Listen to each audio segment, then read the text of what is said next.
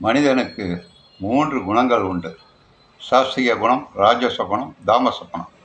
சாஸ்திக குணம் என்பது சாந்தமான குணம், அமைதியான குணம். ராஜச குணம் என்பது முயற்சிக்கான குணம். தாமச குணம் என்பது கெட்ட இயல்புகளுக்கான குணம். அதற்கு நிறங்களையும் படைத்தார்கள் நம்முடைய ஞானிகள். சாஸ்திக குணத்திற்கு வெண்மை நிறம், ராஜச குணத்துக்கு சிவப்பு நிறம், செம்மை நிறம், தாமச குணத்துக்கு கருமை நிறம். இதெல்லாம் தெரிஞ்சுக்கணும்.